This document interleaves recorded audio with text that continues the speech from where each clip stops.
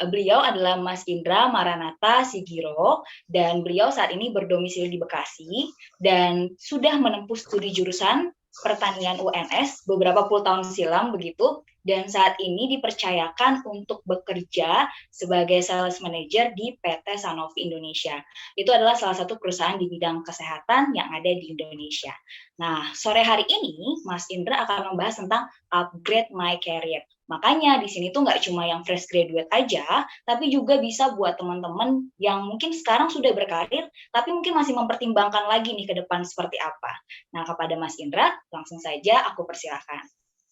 Oke, thank you banget Cobe untuk perkenalannya. Selamat sore teman-teman semuanya. Saya pengen dengar suaranya dong. Udah sore kayak Selamat begini. sore. Selamat sore. Selamat Selamat sore, sore, Mas Ika. selamat malam. Oke. Nah, oke. Tadi kita banyak dibantu oleh Mas Tanjung dan juga Mas Anung. Tadi Mas Tanjung berbicara banyak banget bagaimana sih sebagai seorang mahasiswa ataupun yang sudah lulus kuliah mempersiapkan diri atau sudah mulai menentukan nih, saya mau kerja apa, pekerjaan apa sih yang menjadi passion saya yang saya sukai gitu ya. Kadang-kadang pengalaman saya dan pengalaman orang-orang yang baru saja saya interview, kebanyakan mereka tidak tahu. Mereka lulus kuliah, mereka nggak tahu, blank. Mau kemana aku? Yang penting ada lowongan, ada loker, lowongan kerja langsung dilamar. Nah, tetapi ada yang cukup menarik tadi ya disampaikan oleh Mas Anu, yaitu membantu setiap kita untuk memahami sebenarnya kebanyakan perusahaan, company-company itu membutuhkan karyawan seperti apa sih ya. Dan bagian saya adalah ketika teman-teman sudah nyemplung nih, sudah bekerja ya, sudah masuk dalam dunia pekerjaan, what next ya? Apakah selamanya akan begitu-begitu terus gitu ya? Oke ya, di sesi saya akan berbicara tentang bagaimana saya membantu teman-teman baik yang saat ini sedang kuliah maupun yang sudah lulus kuliah. Ya, intinya adalah saya ingin membantu teman-teman semua, saya akan sharing kepada teman-teman semuanya bagaimana sih persiapan untuk peningkatan karir teman-teman semuanya. Saya sangat meyakini tidak ada di antara para pekerja dimanapun bekerja ya, itu akan stagnan dalam hal karir ya. Jadi terima kasih sekali untuk panitia yang mengundang saya pada sore hari ini berbicara bagaimana upgrade karir daripada teman-teman ya. Nah, ini pertanyaan yang sangat klasik sekali yang terjadi di kebanyakan karyawan yang bekerja yang sudah cukup lama. Kok nggak naik-naik jabatan sih? Karirnya kok nggak naik sih? Lama-lama ini bahaya. Karyawan tipikal yang tidak naik jabatan itu kebanyakan desmotivasi. Yang kedua, kadang-kadang menjadi biang kerok di perusahaan tersebut.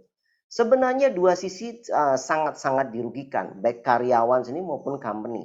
Ya, kalau karyawan mangkrak terlalu lama di posisi jabatan itu, ini lama-lama menjadi biang kerok, lama-lama motivasinya turun. Ini seringkali dijumpai. Tidak semuanya, tetapi seringkali dijumpai. So, apa yang sebenarnya harus kita pelajarin? Ya, ada satu quote yang cukup menarik sekali yang saya sebagian pada saat sore hari ini adalah sebenarnya manusia itu untuk sukses atau untuk berhasil atau untuk naik karir itu bukan karena bisa atau tidak bisa. Sebenarnya ini masalahnya adalah Anda mau atau tidak. So, saya mau katakan ini masalah choice, masalah pilihan ya. Choice is yours. Ya, Anda mau berkarir atau tidak di tempat itu sangat-sangat tergantung daripada Anda sendiri. Anda mau atau tidak mau, ya. Yang berikutnya dari Winston Churchill yang sangat-sangat menarik sekali bahwa orang yang tidak memiliki perencanaan sebenarnya sedang merencanakan suatu kegagalan. So sebenarnya ketika teman-teman mau berkarir, persiapkanlah diri semenjak dini. Jadi ketika teman-teman sudah memilih suatu pekerjaan, memilih suatu company dan Anda di-interview gitu ya, dan Anda masuk, Anda harus sudah memiliki perencanaan. What next-nya seperti apa. Jadi ini adalah plan untuk suatu keberhasilan, kesuksesan teman-teman semuanya. Di dua quote ini akan nanti saya bahas di slide berikutnya dan saya harap teman-teman bisa menyimak dengan baik ya. Dan tadi kita dari semenjak awal nih coba membantu setiap kita. Ini kita akan ngomong nih masalah upgrade, masalah karir. Sebenarnya karir itu apa sih gitu ya? Mungkin secara letterless saya tidak akan menyampaikan, tetapi secara garis besar itu berkaitan dengan sebenarnya adanya perubahan pekerjaan dan juga tanggung jawab. Itu its mean adalah karir ya. Dan banyak orang yang menggambarkan menurut saya kalau karir itu harus naik jabatan Pak, betul. Tapi di sisi lain ada loh ya di satu company mereka harus demosi, turun levelnya. So karena itu teman-teman kita mau mana suatu hal yang positif. Bahkan kalau kita lihat teman-teman di tempat di gambar di kanan bawah sudut bawah itu di level-level tertentu tuh populasinya cukup banyak. Untuk naik berikutnya populasinya semakin terbatas. Semakin naik lagi semakin sedikit lagi orangnya. Nah karena itu teman-teman semuanya bersyukur sekali pada sore hari ini kita mau mempersiapkan siapapun di antara kita yang hadir pada sore hari ini, entah itu masih mahasiswa, entah itu sudah lulus kuliah, kita mau kemana? Ya di dalam kita. Setiap mahasiswa yang belum lulus, persiapkan diri dengan baik ya. Jangan Anda harap sia-sia. Saya terus terang memberikan kritisi kepada para mahasiswa. Event ini gratis dan sangat baik sekali. So, sayang sekali. Dikit banget yang mau ya. Anda mau ikut training dimanapun, Anda harus pay, Anda harus bayar. So di tempat ini Tuhan berikan segala sesuatu yang gratis, cuma-cuma. Ya, tujuannya untuk apa? Semata-mata kami berbagi dan kami ingin teman-teman bisa menjadi berkat dimanapun berada. Nah, teman-teman semuanya berkaitan yang tadi saya sampaikan, ya, bahwa dalam karir dalam kita bekerja itu betul-betul harus direncanakan semenjak awal bekerja. Oke, yang poin kedua yang sangat penting adalah harus ada kemauan dari yang bersangkutan. Anda sendiri mau atau tidak? Ya, bolak-balik di dalam saya mengamati dalam teman-teman yang bekerja baik di perusahaan saya maupun di company lain, banyak sekali teman-teman yang satu leadingan saya itu nggak naik-naik level, nggak naik-naik jabatannya. Sebenarnya about kemauan. Anda mau atau tidak?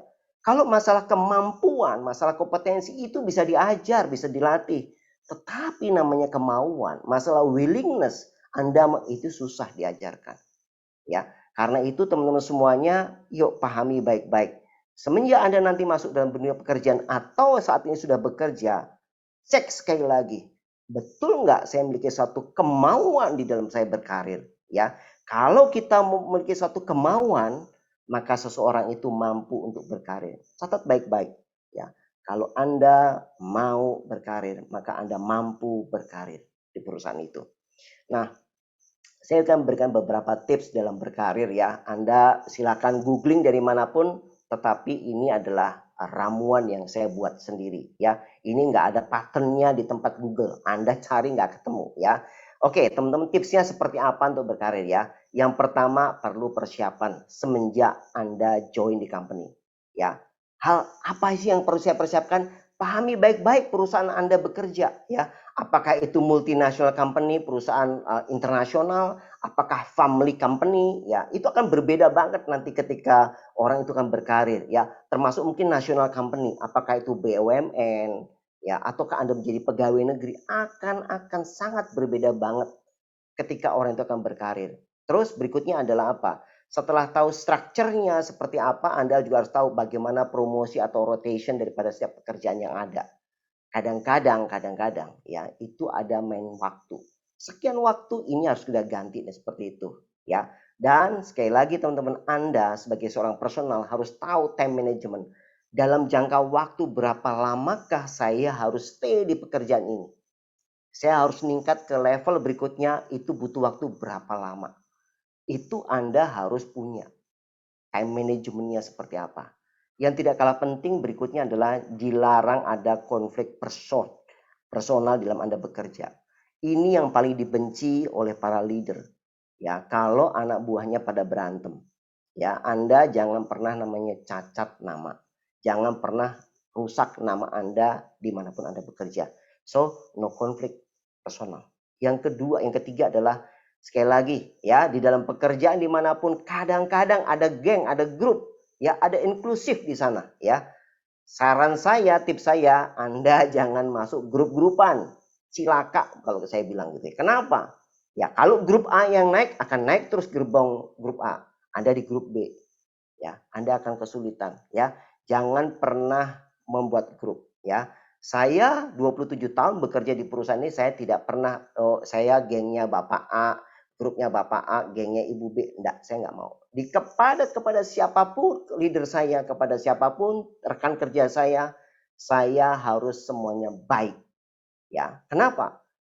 Kita kadang tidak tahu ada suatu job, ada suatu karir tempat tertentu di divisi yang lain di mana kita bisa melamar apply di sana, ya. Yang berikutnya, ya, Anda harus memberikan sesuatu yang lebih dari yang diminta company, above the line. Kadang-kadang kita hitung-hitungan, come on man, kalau kita mau hitung-hitungan, kapan kita mau berkarir, ya. Ibarat kata, kalau sepatu Anda saat ini ukuran 40, untuk karir butuh 41. Kalau kaki Anda sudah ukuran 41, maka sudah selayaknya jabatan Anda di ukuran 41. Ya.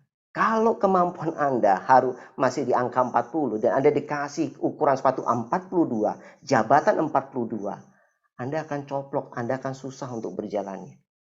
Yang berikutnya adalah Anda harus tahu persyaratan dengan baik. Untuk di level itu sebenarnya tuh persyaratannya apa sih? Ya, Anda harus tahu. Anda ketika nyemplung di perusahaan itu, Anda cepat-cepat learning, cepat-cepat belajar, ya. Yang tidak kalah pentingnya sebagai seorang Kristen. Sekali lagi sebagai seorang Kristen, sebagai anak Tuhan, Anda harus menunjukkan bahwa Anda sebagai servant, Anda sebagai pelayan di sana. Anda di posisi manapun, tunjukkan bahwa Anda pelayanan. Begitu Anda menunjukkan sikap, perilaku, behavior sebagai seorang pelayan, maka dimanapun, baik di bawahan Anda, maupun peer Anda, selevel Anda, maupun atasan Anda melihat, oke, anak ini baik. Ya, sebenarnya ini masalah behavior daripada teman-teman semuanya. Banyak orang yang tidak dilirik oleh atasan untuk naik karir atau tidak dipromosikan. Mungkin ada promosi karena dia harus apply, ya. Ada mungkin yang harus naik karir melalui penunjukan, ya. Seperti itu. Jadi macam-macam. Tinggal lihat bagaimana tipe company-nya, structure company-nya seperti apa. Oke. Berikutnya, sebenarnya apa sih benefitnya kalau orang upgrade karir gitu ya? Karirnya naik itu apa sih benefitnya? Paling nggak ada dua sisi, secara personal maupun secara company. Secara personal, secara individu, saya sebagai company, saya sebagai seorang karyawan, benefitnya apa sih buat saya kalau berkarir? Paling nggak ada tiga ya.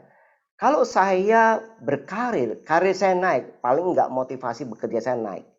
Oke, tetapi sekali lagi, karir, jabatan baru itu tidak bakal langgeng di dalam motivasi. Ya, paling bertahan 3 bulan. Ya, increase salary Anda akan naik, gaji Anda akan naik, bahkan mungkin fasilitas kerja Anda pun juga akan naik. Tetapi itu tidak terlalu lama bertahan. Paling hanya 3 bulan. Setelah itu biasa-biasa aja tuh, gitu ya. Yang lebih penting lagi ketika Anda naik karir Anda adalah increase responsible. Tanggung jawab Anda akan ada peningkatan. Anda mungkin punya tim. Anda sebagai seorang leader, Anda memiliki tim, punya anak buah, punya bawahan, berapa orang? Ya. Lalu buat company apa sih benefitnya? Ya, bagi company kalau begitu ada orang yang dipromosikan naik, diharapkan oleh company apa? Ada suatu lingkungan environment yang berubah. Ada cara kerja yang baru yang mereka harapkan dari orang-orang yang baru aja naik jabatan. Ya, berikutnya benefit buat company adalah bahwa company menjadi suatu perusahaan yang dipercaya oleh karyawannya. Yang ketiga adalah company sebenarnya sukses untuk mengadakan kompetisi di dalam karyawannya. Ya, secara tidak langsung ketika ada orang yang naik karir dari si internal atau orang baru dari luar masuk ke perusahaan, sebenarnya company sedang mendidik karyawan itu untuk berkompetisi. Berkompetisilah secara baik, khususnya dalam hal berkarir. Oke, teman-teman, cepat saja. Kalau saya punya rumus, karir itu sama dengan 3K. K yang pertama masalah apa? Kamu punya kemauan nggak? Mau nggak? Oke, saya selalu challenge buat anak buah saya. Kalau kamu lihat nih structure company kita seperti ini, kamu mau nggak naik level? Selalu saya challenge, mau nggak naik level? Mau Pak. Oke, kalau udah mau, berikutnya. Kesiapan kamu apa? Ya, readiness-mu apa? Kamu siapnya apa? Apa yang perlu kamu persiapkan di sana? Ya, kadang-kadang kemauannya gede, ya, mau level jabatan lebih tinggi, tapi nggak pernah ada kesiapan. Begitu ada kesempatan, ada lowongan naik karir, Anda nggak siap, men. Ya, Anda nggak prepare dari semenjak awal, hanya gede kemauan, nggak ada kesiapan. Ketika kesempatan itu ada, lewat. So, karir kita bicara dengan 3K. Anda harus memiliki kemauan yang kuat, kesiapan yang betul-betul serius, dan ketika kesempatan itu ada, Anda apply. Anda ajukan diri Anda dengan baik. Oke, sekarang kita mau exercise. Ya, kita akan uji coba bagaimana tentang memilih. Ya, sebenarnya ketika proses seleksi, ya, akhir daripada proses seleksi yang tadi disampaikan oleh Mas Anung, ya, Indian company akan choice, akan milih dari sekian banyak kandidatnya. Saya kasih gambar kira-kira ada 4 orang yang akan menduduki satu posisi penting di perusahaan. Ada Adi, ada Berta, ada Charlie, ada Devi. Ya, so kita pengen melihat ya. Kita mencoba, saya mau mengajak teman-teman untuk merekonstruksi sebenarnya seperti apa sih ketika orang itu akan dilakukan panel dari para kandidat yang ada. Orang siapakah yang akan dipilih? Ya, oke. Dan teman-teman asal ketahui ya, saat ini company-company yang tadi disampaikan oleh Mas Anung, ketika melakukan interview, ya itu kebanyakan itu pakainya BBI. Jadi behavior based interview. Jadi interview berdasarkan perilaku yang sudah pernah dilakukan oleh orang tersebut. Makanya ketika magang itu ada tawaran magang, Anda coba masuk ke sana. Ya, karena akan menunjukkan ada muncul behavior, muncul perilaku sesuatu yang pernah dikerjakan, ya. Jadi BBI itu apa sih gitu ya? BBI itu akan berbicara apa yang sudah saya lakukan, apa yang sudah kamu kerjakan, bukan yang akan kamu lakukan. Sekali lagi, ya agak berbeda. Company ketika menginterview orang untuk karir berikutnya, maka orang akan dilihat, kamu sudah melakukan apa? Itu behavior based interview, bukan apa yang akan kamu lakukan. Itu sangat sedikit sekali. Lebih dominan apa yang sudah kamu lakukan, apa yang sudah pernah kamu kerjakan. Oke, kita lihat hasilnya. Dari 4 kandidat, ya kita exercise. Ya, ada Adi, ada Berta, ada Charlie, ada Devi. Kalau teman-teman lihat, ya hasilnya bintang-bintang seni, ya biasanya para interviewer, ya itu memiliki scoring, ya ini macam-macam, ya tidak patokannya tidak seperti tapi paling enggak gambarannya orang akan diuji masalah kompetensinya. Orang akan diuji masalah knowledge-nya, orang akan diuji masalah attitude-nya seperti apa. Sekalipun kita tidak pernah melihat, tetapi dari cara menjawab, dari gestur tubuhnya, itu bisa ketahuan. Orang ini sedang benar ngomong, benar itu dilakukan, atau sedang aksi tipu-tipu. So, kalau teman-teman bisa lihat di sini ya, masalah kompetensinya tadi banyak banget disampaikan oleh Mas Anung ya, masalah ini, itu, segala macam ya. Ya oke lah, mungkin masalah analytical thinkingnya, logikanya seperti apa, kreativitasnya, inovasinya, dan begitu banyak kompetensi yang sebenarnya harus ada ketika orang akan berkarir. Berikutnya masalah knowledge, apa aja sih? Oke, kalau kamu naik di posisi level berikutnya, kamu tahu nggak bidang pekerjaan itu seperti apa? So itu masalah basic knowledge. Kamu ngerti nggak sih kalau kamu nanti di level itu, level supervisor, itu main job kamu apa di sebelah sana? Terus kalau kamu bekerja sana tuh, kalau kamu berhubungan sama itu, kamu tahu nggak kompetitor itu apa? Kompetitor kamu siapa? Bukan sekali orang, tapi mungkin bekerja suatu company, kamu ngerti nggak sih kalau kamu bekerja sebagai supervisor, atau seorang manager, seorang district manager, atau seorang sales manager, atau seorang direktur pun, ngerti nggak sih kompetitornya itu siapa? Itu masalah knowledge. Berikutnya masalah attitude. So teman-teman sekali lagi, kadang-kadang masalah time management itu masalah sepele, ketepatan waktu. Kadang-kadang orang males ngumpul deadline waktu. Ya, Anda bekerja sebagai karyawan saat ini atau saat ini Anda sedang menjadi seorang mahasiswa. Ketepatan mengelola waktu, time management sangat-sangat penting. Ya, bersyukur sekali kalau kalian ada di PMK yang masih kuliah, Anda dididik disiplin bukan sekedar belajar, tetapi bagaimana mengolah waktu. Ya, lulus paling enggak jangan terlalu lama-lama, jangan nunggu sampai rektor ganti 3 kali baru kalian lulus. Ya, cukup 5 tahun, 4 tahun selesai, itu bagus. Ya, IPK di atas 3 oke lah, bagus seperti itu. Nah, kembali lagi ke tempat hasil result BBI, ya, behavior based interview. Kalau Anda lihat bintang-bintang yang ada ini, menurut teman-teman siapakah yang layak untuk mendapati satu posisi? Dari 4 kandidat ini yang harus dipilih siapa? Menurut teman-teman. Boleh chatting dulu teman-teman, supaya kita ada interaktif. Ya, dari Adi, Berta, Charlie, Devi. Menurut teman-teman, siapakah yang layak menempati satu posisi menjadi seorang leader? Boleh dong chat di sini? Boleh dong? Yuk silakan chat. Siapakah menurut teman-teman yang layak nih dari 4 kandidat ini? Halo teman-teman? Charlie, Berta, Charlie. Oh, good. Charlie. Oke. Siapa lagi? Baru berapa orang nih yang jawab? Oke, ini Aji panitia. Mbak Yuni, Charlie. Oke.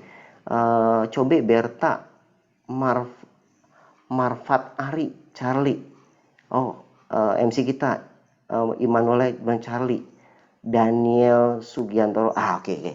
Daniel, halo, bisa open mic Daniel? Isi. Daniel. Iya, aku Oke. sudah masuk. Iya. Terima kasih Daniel. Daniel, aku pengen tanya, kenapa kamu milih Charlie? Oke, Pak. Sebenarnya saya melihat di bagian analytical dan time managementnya sih, Pak. Dimana tuh uh, merupakan hal yang menuntut dari Charlie itu loh, Pak. Makanya saya memilih Charlie gitu. Terus dan Oke. kebetulan melihat inovasi, dan inovasi kan cukup penting dalam, menurut Mhm. saya cukup penting, jadi ya jadi poin yang bagus juga gitu, Pak. Oke, thank you banget Charlie untuk pendapatannya. Ya, oke, good, bagus. Jadi kalau saya akan memilih dari 4 kandidat ini, seperti yang teman-teman tadi banyak chat, ya sama ya. Saya akan memilih satu orang, yang terbaik adalah Charlie. Ya, dari kemampuan kompetensi kurang lebihnya para kandidat 4 ini hampir-hampir mirip-mirip ya. Kalau Anda lihat antara dari kompetensi ya, antara Adi sama Charlie itu so-so sama. Bintang 3, bintang 3, bintang 2, bintang 2, bintang 3 sama antara Adi sama Charlie. Lalu masalah knowledge seperti apa? Nggak ada beda antara Adi sama Charlie. Tetapi poin penting di masalah attitude, Charlie bintang 3, Adi bintangnya 1. So, teman-teman, dari exercise, dari cara kita melihat seperti ini akan banyak menolong kita untuk kita berkarir. Ya. Jadi, quote terakhir dari saya, jika kamu tahu caranya, maka akan mudah untuk mencapai. Saya ulang lagi. Jika kita tahu caranya untuk mencapai karir itu, maka akan mudah untuk mencapainya. Kalau Anda tahu bagaimana cara dari Solo menuju ke Monas, Jakarta, Anda boleh naik pesawat terbang, naik kereta api, naik bis malam. Kalau Anda tahu caranya, maka akan mudah untuk mencapai Jakarta, khususnya titik Monas.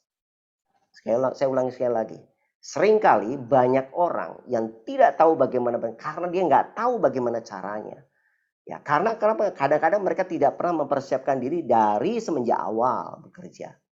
Itu poin yang krusial. Banyak orang yang seringkali mengeluh, Pak, sekian tahun saya berkarir, Pak, kapan saya naik jabatan?